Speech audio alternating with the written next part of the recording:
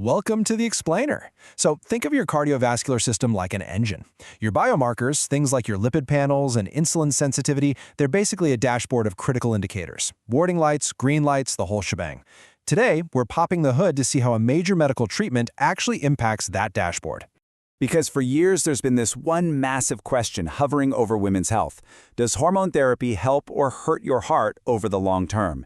Women dealing with really bothersome menopausal symptoms, they need clear answers. You shouldn't have to choose between finding relief today and protecting your long-term heart health tomorrow, right? You need to know what's actually happening under the hood. Okay, let's dive into this. But before we parse through the latest research, we really need to decode a bit of the medical jargon and establish the two specific treatment pathways we're evaluating today. So we're looking at two primary approaches here. First is CEE, or conjugated equine estrogens, which is just estrogen alone. And then there's MPA, which combines estrogen with a progestin. These two acronyms, they're the absolute foundation of the data we're about to explore. So, how do we actually figure out what these treatments do to the body over time? Well, we turn to the Women's Health Initiative, or the WHI study. And let me tell you, this wasn't just a quick checkup. It was a rigorous 6-year clinical trial that honestly reads like a massive medical detective story. They were searching for undeniable hard data on how hormone therapy affects our cardiovascular biomarkers over a long period. And guys, when I say massive, I mean it. Just look at this number, 27,347. That is the number of participants randomized in the WHI hormone therapy trials. The sheer scale here is what establishes the incredible credibility of this research. We're not looking at some small, localized sample size. We are looking at powerful, population-level data. And this brilliantly illustrates the trial's reach. It was completely nationwide, spanning 40 different clinical centers. They used a highly rigorous, stratified random sampling process to ensure demographic diversity, and then they meticulously tracked this specific biomarker cohort for up to 6 years. I mean, they literally left no stone unturned. Okay, let's start weighing the scale with the pros of the data. And honestly, there is a lot of good news here. For the most part, when patients started hormone therapy, the warning lights on their heart's dashboard actually started turning green, showing overwhelmingly positive biomarker changes. Right off the bat, take a look at the study's primary endpoint, LDL-C, which is widely known as your bad cholesterol.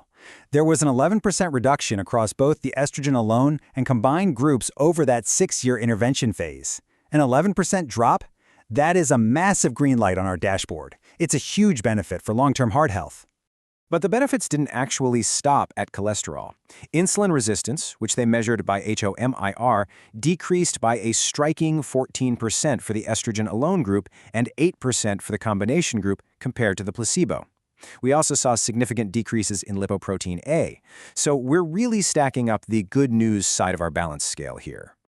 Now, what's really interesting about this forest plot is the visual proof it gives us. Notice how almost all those little black squares sit neatly to the left of the center line?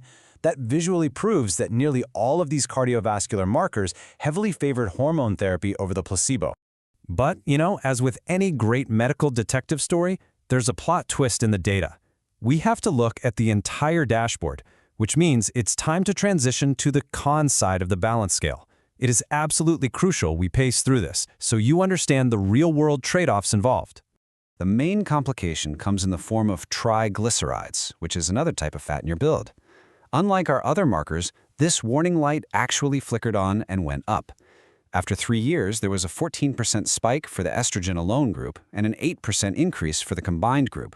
This definitely complicates our otherwise brilliantly green dashboard, right? And this brings us to a really fascinating contrast between the two therapies. It turns out estrogen alone acts a bit differently than estrogen combined with a progestin.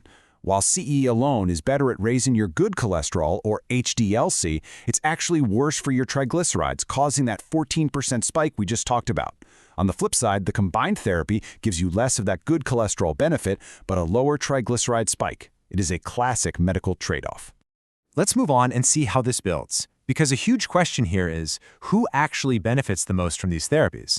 As it turns out, your age and your background heavily influence these dashboard readings. First up, let's look at age.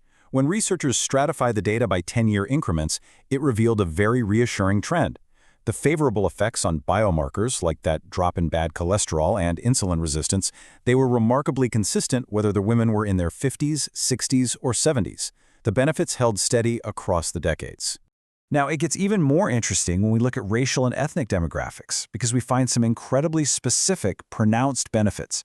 For instance, the data revealed massive, statistically significant drops in lipoprotein A specifically for women who self-identified as American Indian or Alaska Native, as well as Asian or Pacific Islander women. The study also noted a really surprising fact about baseline levels. Before any treatment even started, baseline lipoprotein A concentrations were approximately double for Black women compared to others in the trial.